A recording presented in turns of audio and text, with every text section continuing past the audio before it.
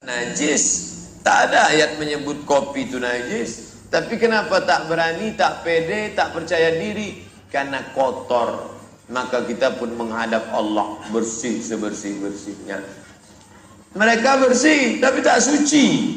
Sedangkan kita suci pasti bersih. Setiap yang suci pasti bersih. Tapi tak semua yang bersih itu suci. Kenapa? Karena suci zahir dan batin, sedangkan bersih zahirnya, batinnya belum tentu suci. Oleh sebab itu orang Islam bajunya suci. Kenapa? Tak ada najis, tak ada hadas. Tak ada kotoran yang zahir, tak ada kotoran yang batin.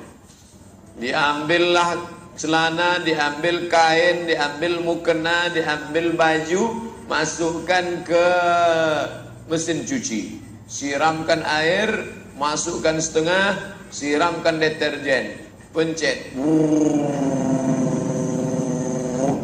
Datang anak terkencing, langsung dibuka celana anak yang kena kencing, masukkan ke dalam, maka satu tabung itu berubah menjadi najis.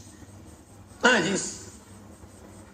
Makanya ada kata pepatah, gara-gara celana sebiji, satu mesin jadi najis.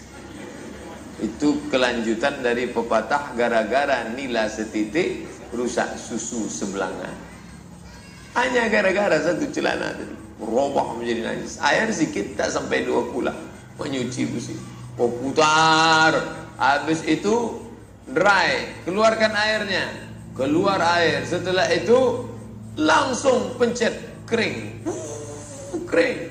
Jemur. Loh kok enggak dibilas? Mbak, ini kan ada tulisannya, Bu. Apa tulisannya? Sekali kucek tanpa bilas.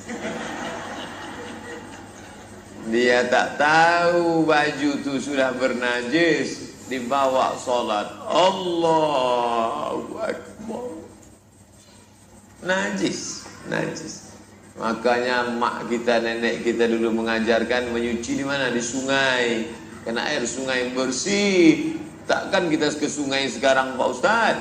Maka disiram pakai air mengalir. Dihidupkannya keran, baru sama kan. Kalau keran tak berjalan, disiram pakai air, suci, bersih. Begitu.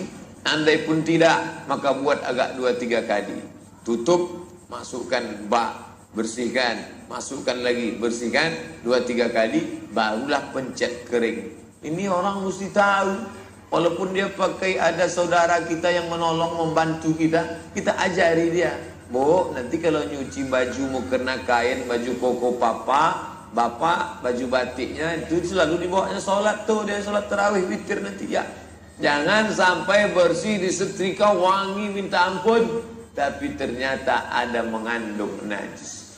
Badan sudah bersih, sudah. Kuku sudah potong, sudah. Sampai-sampai carilah agama yang mengajarkan mencabut bulu ketiak. Tak ada. Ustaz ini membela agama Islam, mentang-mentang agama dia itu apologi. Kalau tak percaya tulis nanti di Google, agama mencabut bulu ketiak, enter. Tak akan jumpa itu. Mereka hanya cerita tentang masalah Tuhan, cerita masalah keyakinan, tentang sorga. Tidak sedetail ini. Detail agama Islam itu masalah motong kuku, masalah bulu ketiak, masalah makanan, masalah gosok gigi. Laula an asyqa ala ummati, kalau tidak memberatkan bagi umatku la amartuhum bisiwa, kusuruh mereka bergosok gigi inda kulli shalah. Setiap mau salat gosok gigi, setiap mau salat gosok gigi. Alat yang dipakai siwak. Sekarang orang tak mau lagi pakai siwak. Siwak itu dirubahnya jadi pasta, siwak F. Ditambah pula dengan daun sirih, macam-macam lah, rasa mentol. Jangan digosokkan sedang puasa, matahari sudah tergelincir, makruh. Sebelum zuhur, oke. Setelah zuhur, pakai mentol pula, badan lemas. Sebelum masuk kamar mandi, lemas. Begitu keluar dari kamar mandi, segar. Begitu bercakap, keluar salju dari mulut. Berbunga-bunga.